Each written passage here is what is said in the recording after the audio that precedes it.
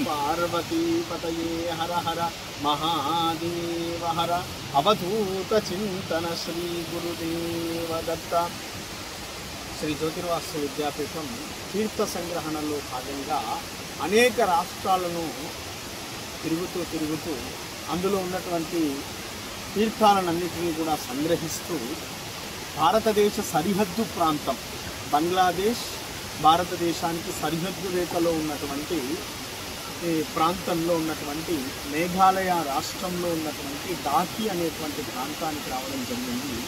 ఈ నది అతి గొప్పనైనటువంటి నది, స్వచ్ఛమైనటువంటి జలాలకు నిదర్శనమైనటువంటి నది.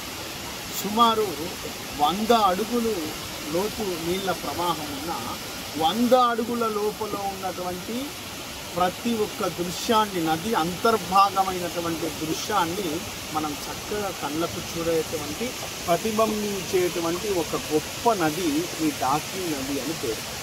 దీన్నే దేవనది అని, ఇక్కడ వాసులంతా కూడా స్వర్గము నుండి ఉద్భవించినటువంటి నది అని, నిరంతరం దేవీ దేవతలు 33 కోట్ల దేవీ దేవతలందరూ కూడా ఇందులో స్నానం ఆచరిస్తారని, స్వర్గము నుండి భూమికి వచ్చినటువంటి నదిగా పేర్కొనడం జరుగుతుంది. అటువంటిది గొప్పదైనటువంటి ఈ నదీ తీర్థంలో మధ్య భాగంలో మనం ఈరోజు తీర్థ సంగ్రహణ చేస్తున్నాం. దిగంబరా దిగంబరా శ్రీపాదవల్లభ దిగంబరా దిగంబరా దిగంబరా శ్రీపాదవల్లభ దిగంబరా దిగంబరా దిగంబరా శ్రీపాదవల్లభ దిగంబరా దిగంబరా దిగంబరా శ్రీపాదవల్లభ దిగంబరా దిగంబరా దిగంబరా శ్రీపాదవల్లభ దిగంబరా దిగంబరా దిగంబరా శ్రీపాదవల్లభ దిగంబరా దిగంబరా దిగంబరా శ్రీపాదవల్లభ దిగంబరా. ఇటువంటి ప్రపంచ ప్రసిద్ధి చెందినటువంటిది మన దేశంలో కోకొల్లు. ఇది స్వచ్ఛతలో, అదేవిధంగా కింద నది యొక్క అంతర్భాగాన్ని చూడగలిగేటువంటి ఏకైక నది. ఇది మేఘాలయ రాష్ట్రంలో ప్రవహిస్తూ ఉంది. దీన్నే డాకి నది అని మనం పిలుస్తూ ఉంటాం. దీన్నే స్వర్గము నుండి భూమికి వచ్చినటువంటి నదిగా ఇక్కడ వాసులంతా కూడా చెప్తారు.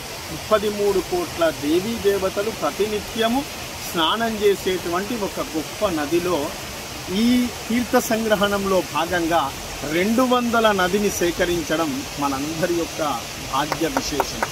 ఇక్కడ ఉన్నటువంటి సేవా బృందం అంతా కూడా నిరంతరం వచ్చినప్పటి నుండి నేటి వరకు కూడా నిరంతరం కార్యసాధకులై ఉదయం 4 గంటల నుంచి ప్రారంభం చేసుకుంటే సాయంత్రం 5:30 వరకు ఒక్క నిమిషం కూడా విశ్రాంతి లేకుండా అనేక రకాల గుట్టలను, కొండలను దిగి తీర్థ సంగ్రహణంలో పాల్గొనడం జరిగింది. వాళ్ళకందరికీ కూడా ఆశీస్సులు తెలుపుతూ తర్వాత ఈ తీర్థము ద్వారా నిర్మితమయ్యేటువంటి జలలింగేశ్వరుణ్ణి మనమందరం కూడా దర్శిద్దాం. 1008 తీర్థములను చూడడం మహద్భాగ్యం. ఇది కష్టతరమైనటువంటి యాత్ర. నిన్న పొద్దున ప్రారంభమైతే ఈ రోజటి పర్యంతం మనం బంగ్లాదేశ్ సరిహద్దు ప్రాంతంలోనే తిరుగుతూ ఇక్కడి వరకు ఇండియా లాస్ట్ పాయింట్, తూర్పు చివరలో ఉన్నటువంటి పాయింట్కి చేరుకున్నాం. మనం అతి తొందరలో బంగ్లాదేశ్ వాసులను కూడా చూడబోతున్నాం. ఈ నదికి ఒకవైపు ఇండియా, ఇంకొక వైపు బంగ్లాదేశ్ ఉంటుంది. సరిహద్దు రేఖ వెంబడి ఉన్నటువంటి ఈ మహత్తరమైనటువంటి నదిని మనం దర్శించి తరించాం. అదేవిధంగా ఈ జలలింగార్చనలో మనం అందరం పాల్గొందాం. ఈ అత్యద్భుతమైనటువంటి జలలింగేశ్వరుని యొక్క అనుగ్రహాన్ని పొందుదాం. హర నమః పార్వతీ పతయే హర హర మహాదేవ హర అవధూత చింతన శ్రీ గురుదేవ దత్త. Hi everybody, this is Kiriti Damaraju. Like, share and subscribe to Saira TV.